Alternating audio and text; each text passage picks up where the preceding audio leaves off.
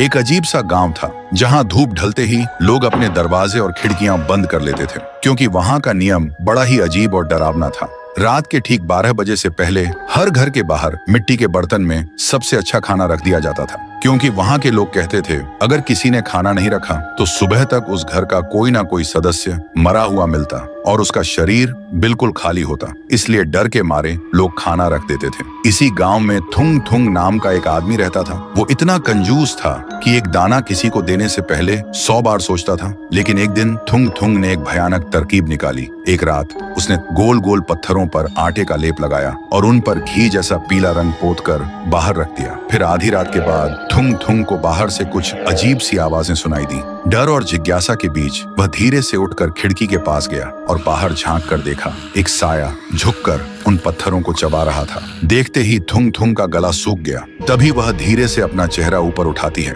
और थुंग थुंग देखता है। वह एक औरत थी। उसका चेहरा बिल्कुल सफेद था और आंखें सीधा थुंग थुंग की तरफ देख रही थीं। और फिर एक पल में ही वह बिल्कुल थुंग थुंग के सामने आ खड़ी हुई। थुंग थुंग इतना डर गया कि वहीं बेहोश होकर जमीन पर गिर पड़ा। फिर सुबह जब थुंग थुंग को होश आया तो उसने देखा बाहर थाली की जगह सोने के सिक्के पड़े थे। सोना देखते ही थुंग थुंग का डर गायब हो गया और उसकी जगह लालच ने ले ली। वह खुशी से पागल हो गया। फिर अगले 3 दिन तक वह रोज थाली में कंकड़, मिट्टी और पत्थर सजा कर रखता और हर सुबह उसे बदले में सोना मिलता। लेकिन चौथे दिन सुबह जैसे ही वह उठा, उसे महसूस हुआ उसके गले में कुछ अटका हुआ है। उसने जोर से खांसने की कोशिश की और तभी उसके मुंह से खून से सना हुआ सोने का एक सिक्का बाहर गिरा। यह देखते ही थुंग थुंग घबरा गया और तभी उसका पेट अचानक फूलने लगा, जैसे अंदर कुछ जिंदा हिल रहा हो। और अगले ही पल उसके गले को चीरते हुए उसके मुंह से पत्थर और सोने के सिक्के लगातार गिरने लगे। थुंग थुंग चीखता रहा पर रुक नहीं पाया।